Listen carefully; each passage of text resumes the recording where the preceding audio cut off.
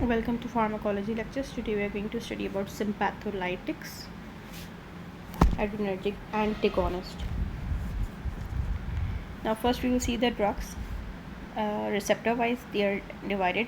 Those who block alpha receptors, those who block beta receptors, and drugs that affect neurotransmitter uptake or release.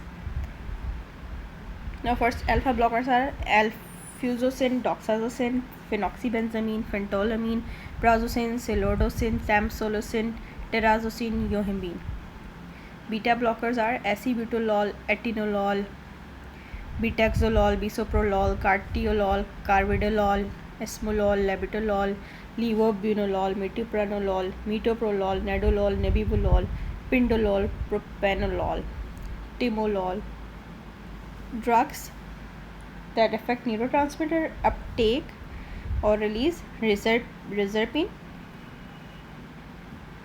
Okay, this was the summary of the drugs. Now first we will see alpha adrenergic blocking agents. What do? They block the receptors alpha 1 or alpha 2 depending on their specificity. Drugs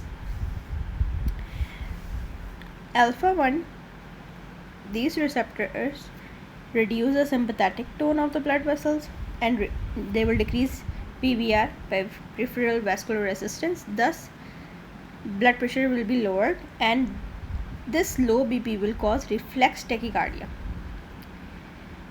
Selective alpha 2 blockers have limited clinical use. Now first drug we are going to study is phenoxybenzamine. This is non-selective. It means it will block alpha 1 and alpha 2 both receptors. Its actions on cardiovascular by alpha 1, it will prevent vasoconstrictions of the peripheral blood vessels and it will lead to decreased PVR, and this will cause decreased blood pressure and which will result in reflex tachycardia. Now by blocking presynaptic alpha 2 on sympathetic nerve terminals in the heart, it will cause a release of norepinephrine and it will increase heart rate and cardiac output, which is mediated by beta 1, and this may also lead to cardiac arrhythmias and anginal pain.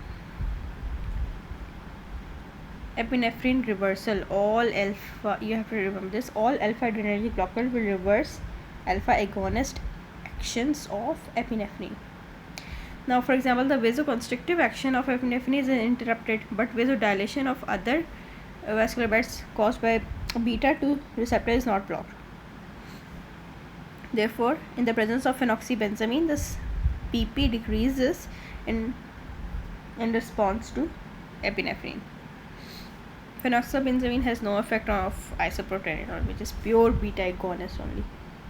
You can see here, this is a table defining the effect of adrenergic blockers and blood pressure change which are induced by isoproterenol, epinephrine and norepinephrine. These are catecholamines.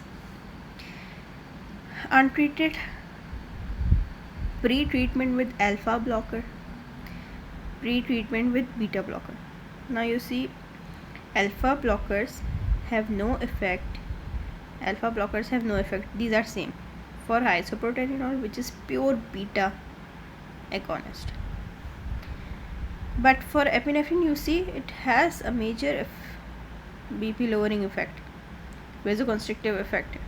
Alpha adrenergic blocker will reverse the vasoconstrictive effect of epinephrine. As they block, it will reverse its effect.